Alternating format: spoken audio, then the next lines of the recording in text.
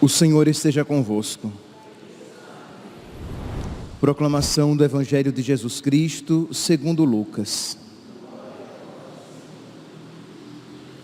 Naquele tempo, disse Jesus aos seus discípulos: antes que essas coisas aconteçam, sereis presos e perseguidos, sereis entregues às sinagogas e postos na prisão, sereis levados diante de reis e governadores por causa do meu nome. Essa será a ocasião em que testemunhareis a vossa fé. Fazei o firme propósito de não planejar com antecedência a própria defesa, porque eu vos darei palavras tão acertadas que nenhum dos inimigos vos poderá resistir ou rebater. Sereis entregues até mesmo pelos próprios pais, irmãos, parentes e amigos, e eles matarão alguns de vós. Todos vos odiarão por causa do meu nome, mas vós não perdereis um só fio de cabelo da vossa cabeça. É permanecendo firmes que ireis ganhar a vida. Palavra da salvação.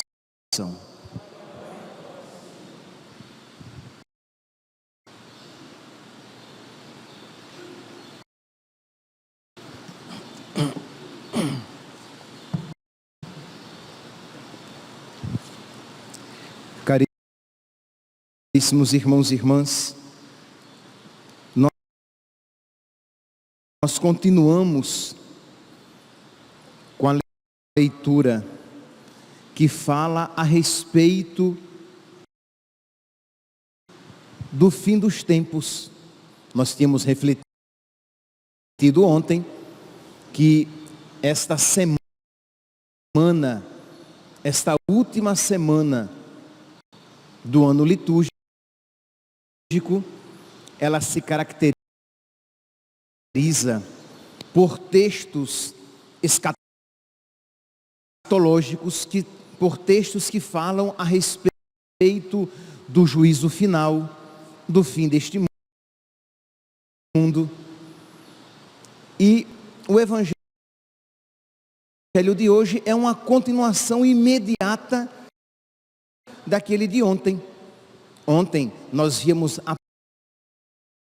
parte de tudo aquilo que aconteceria neste mundo, dos sinais, dos abalos que aconteceriam na terra e que precederiam a vinda do Senhor, em que Ele iria julgar os vivos e os mortos, e este mundo teria fim. E hoje nós vemos um outro sinal, que é a perseguição. Os cristãos que serão perseguidos, que haverá uma grande perseguição.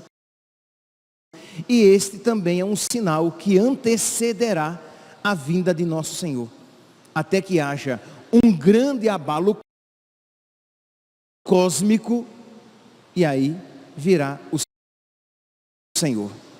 Pois bem, se vocês pegarem o catecismo, na parte que fala, na parte do credo, que diz: e ele virá para julgar os vivos e os mortos, vocês podem pegar a partir do número 668, mas eu vou tomar aqui a partir do número 675, em que fala a respeito deste ponto sobre o qual nós estamos refletindo. Antes da vinda de Cristo, a igreja deve passar por uma provação final que abalará a fé de muitos crentes. Nós ouvimos aqui no evangelho de hoje. Naquele tempo, disse Jesus a seus discípulos: antes que estas coisas aconteçam, sereis presos, perseguidos, entregues às sinagogas, postos na prisão, sereis levados diante de reis e governadores por causa do meu nome. Então, aqueles que perseverarem não devem temer esta perseguição, porque essa será a ocasião em que testemunhareis a vossa fé. Então, o catecismo, ele está falando a respeito desta perseguição que haverá, que antecederá a vinda gloriosa e vitoriosa de nosso Senhor. Continua no número 677. A igreja só entrará na glória do reino por meio desta derradeira Páscoa, em que seguirá seu Senhor em sua morte e ressurreição. Então a igreja trilhará os passos do seu divino fundador, assim como Jesus passou pela paixão, morte e aí se deu a ressurreição. A igreja de nosso Senhor passará por uma paixão, por uma morte, isto é, nós olharemos para a igreja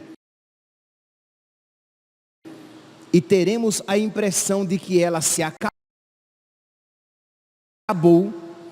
Então ela experimentará a paixão, a morte, e aí se dará a sua ressurreição, que o livro do Apocalipse, lá no capítulo 20, fala que a esposa descerá do alto, gloriosa. Então a igreja só entrará na glória do reino por meio desta derradeira Páscoa, em que seguirá o seu Senhor em sua morte e ressurreição. Portanto, o reino não se realizará por um triunfo histórico da igreja, isto é, não esperemos que o mundo vai se converter, de que as pessoas se tornarão mais católicas, de que as pessoas se tornarão mais cristãs. E aí a igreja de Cristo, historicamente vitoriosa, num progresso histórico, Cristo será reconhecido por todos. Não é isso o que nos ensinam as Sagradas Escrituras, a tradição da igreja e o magistério aqui expresso por meio do catecismo.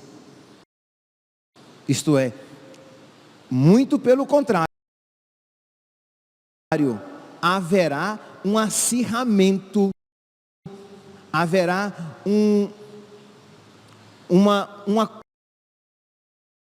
concentração de perseguição,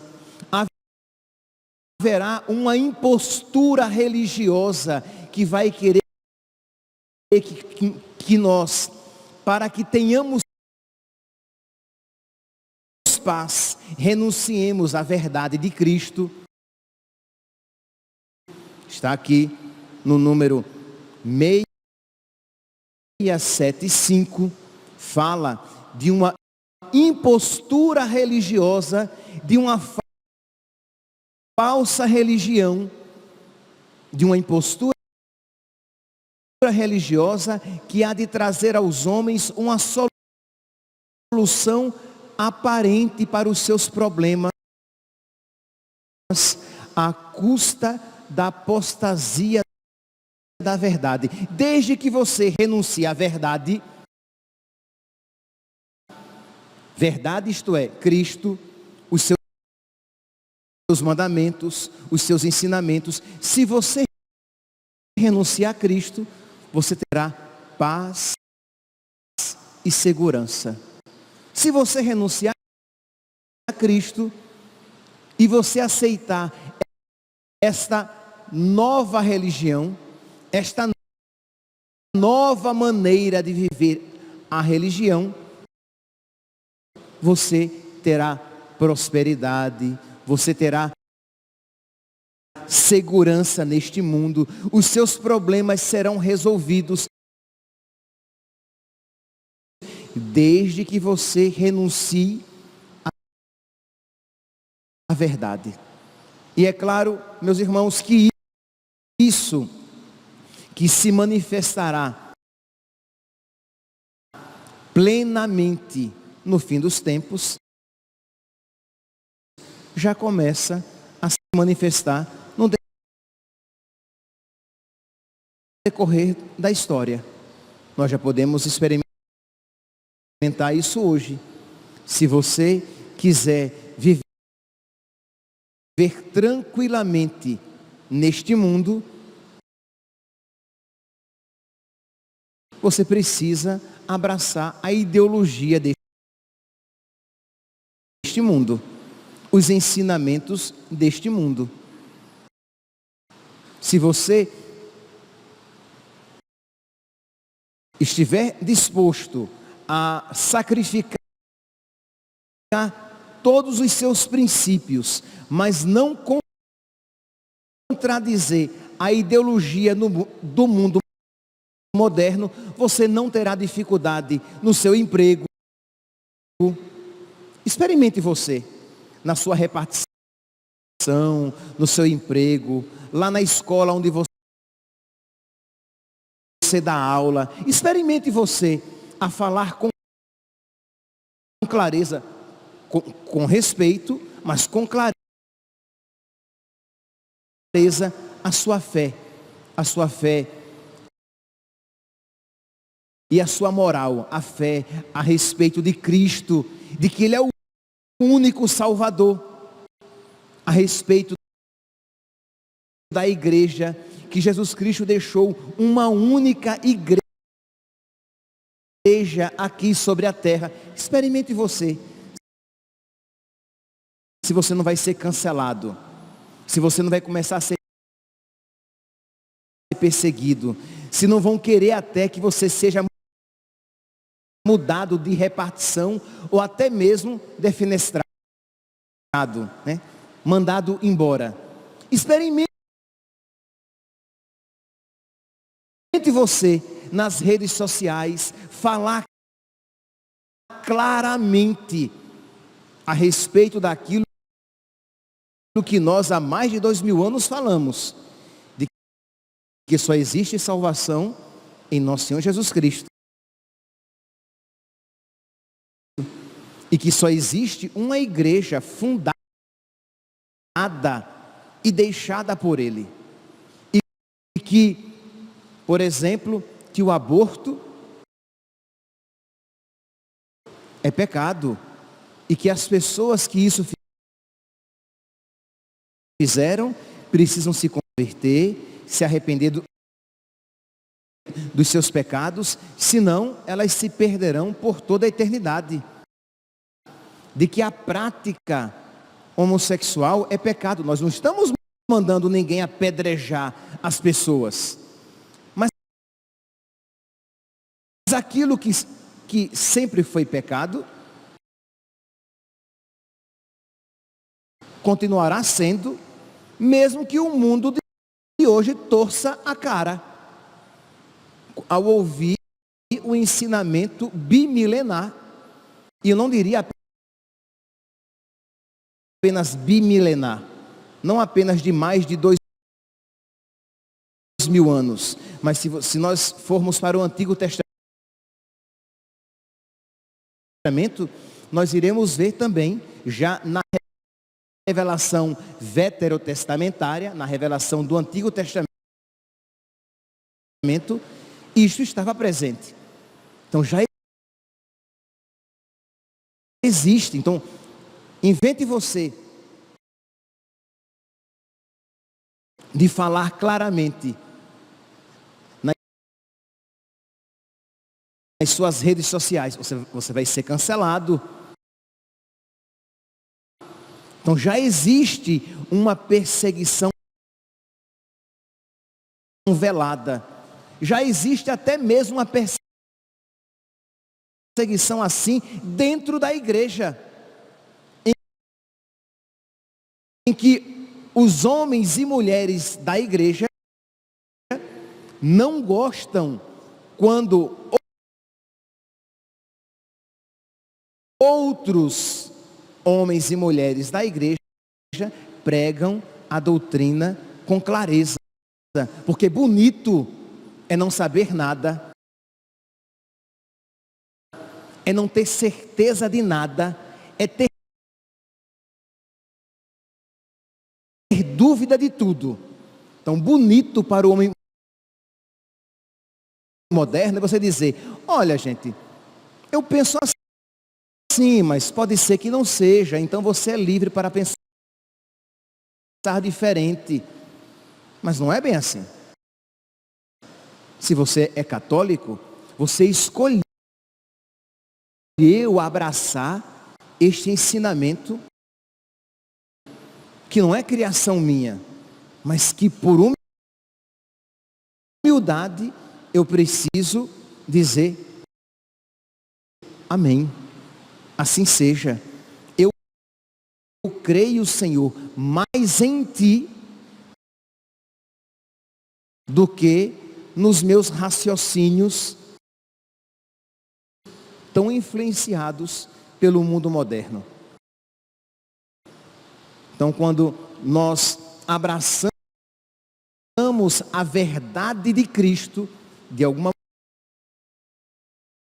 maneira, nós criamos uma inimizade com aqueles que ou explicitamente não são de Cristo, ou daquele que disfarçadamente parecem ser de Cristo, mas que não são. São mais apegados às suas ideias. Pois bem, então, fala aqui o catecismo que o fim do mundo, que o juízo final, antes de que ele aconteça, o juízo final e o fim do mundo, acontecerá, né? Acontecerão todos esses eventos. Pois bem, então, este primeiro ponto, que pode parecer óbvio, mas que a gente às vezes não raciocina muito. Este mundo passará. Eu terminava a homilia de ontem com aquela frase de São Paulo, de 1 Coríntios, capítulo 7, versículo 31, se eu não estiver enganado, em que São Paulo diz: a figura deste mundo passa. Ou é 1 Coríntios 6, 31 ou 7, 31. Vocês depois pesquisam e vão aprender. Mas é 1 Coríntios, em que São Paulo diz isso: a figura deste mundo passa. Este mundo passará. E ele passará a qualquer momento. O problema é que nós vivemos neste mundo como se ele não fosse passar, e como se nele nós permanecêssemos para sempre. Mas esse mundo passará, e passará num dia em que nós não sabemos, numa hora em que nós não esperamos. Mas este mundo terá fim. Pois bem, continua aqui o catecismo no número 677. Ele diz assim: portanto, o reino não se realizará por um triunfo histórico da igreja, segundo um progresso ascendente, mas por uma vitória de Deus sobre o desencadeamento último do mal. Então, o mal vai se desencadear de uma maneira feroz, e Deus de uma maneira inigualável, de uma maneira indubitável, que não vai deixar dúvidas, Deus manifestará a sua vitória. O triunfo de Deus, ainda no número 677 do Catecismo da Igreja Católica, o triunfo de Deus sobre a revolta do mal assumirá a forma do juízo final. Então o mal que se revolta, o Senhor que julga a terra, e isso acontecerá depois do abalo derradeiro, depois do derradeiro abalo cósmico que acontecerá neste mundo. E aí o catecismo cita, faz a nota 1119, que está citando a carta de São Pedro, segunda carta de São Pedro, capítulo 3, versículos 12 e 13. Segundo Pedro, capítulo 3, versículos 12 e 13. Diz aqui: o dia do Senhor chegará como um ladrão, e tudo vai se desfazer deste modo. Não, e se tudo, desculpe, o dia do Senhor virá como um ladrão, então o céu desaparecerá com um estrondo, os elementos se desfarão em chamas, a terra e as suas obras ficarão evidentes. Quer dizer, todo o mal ficará evidente, o céu vai se desfazer como um estrondo, é uma linguagem apocalíptica, o céu vai se desfazer como um estrondo, e as obras ficarão evidentes. Então, versículo 11, estava aqui no versículo 10º, versículo 11, então, se tudo vai se desfazer desse modo, como deveis ser vós? Isto é, se tudo isso vai acontecer, como é que nós devemos ser? Se tudo isso vai acontecer, como é que nós devemos viver? Continua São Pedro: devemos ser santos e religiosos. A nossa conduta deve ser santa e religiosa, esperando a vinda do dia do Senhor, quando o céu se desfará em fogo e os elementos se derreterão abrasados. Segundo a sua promessa, esperamos um céu novo e uma terra nova. Pois bem, inspirada, a liturgia, inspirada nessa passagem de São Pedro, que fala dos céus que vão se desfazer em fogo, nós temos aquele hino tão conhecido, que nós já refletimos aqui outras vezes, o hino do Dies Irae, em que nós ouvimos durante o tempo, este tempo agora, era um hino cantado na missa de defuntos, e que depois ficou, agora, por exemplo, na liturgia, nesta semana que antecede o Advento, que é um hino que fala do dia do julgamento, Dies Irae, dia de ira, aquele dia, será tudo cinza fria, diz Davi, diz a Sibila.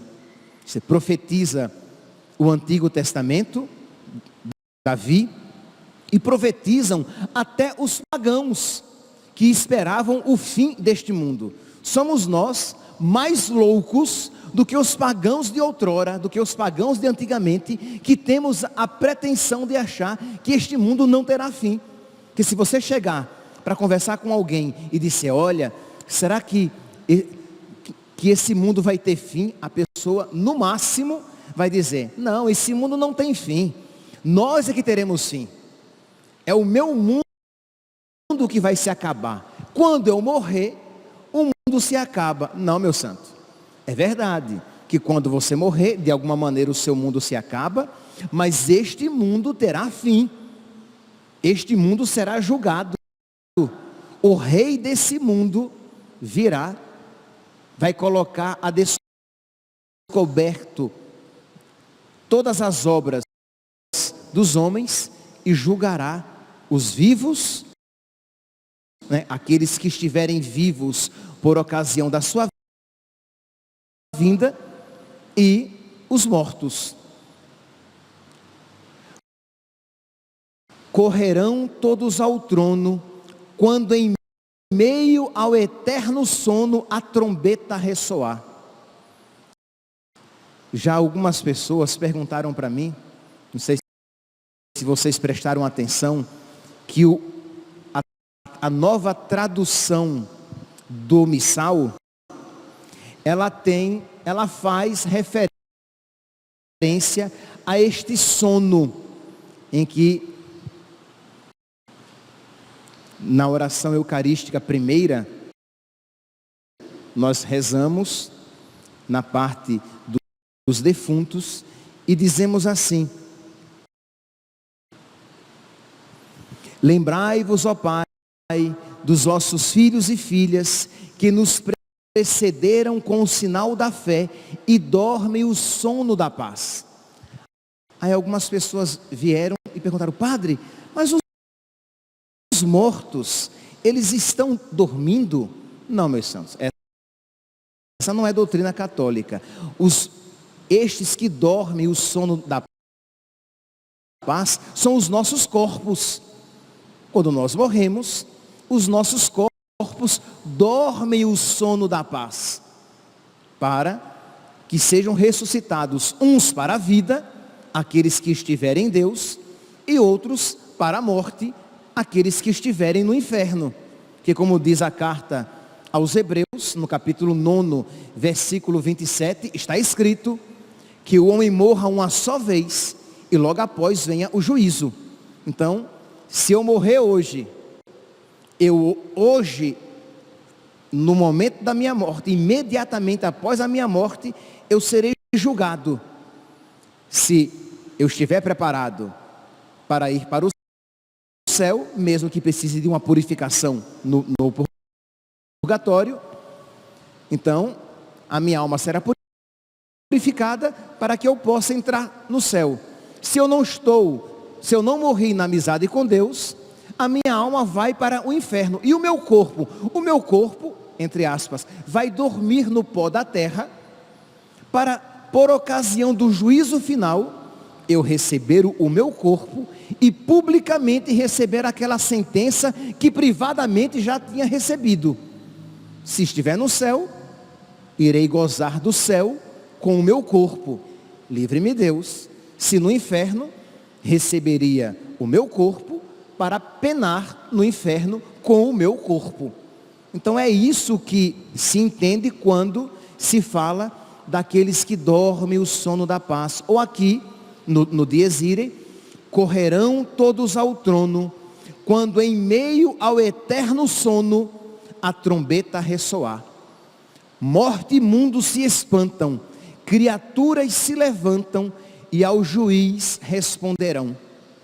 Vai um livro ser trazido, no qual tudo está contido, onde o mundo será julgado. Quando Cristo se sentar, o escondido vai brilhar, nada vai ficar impune.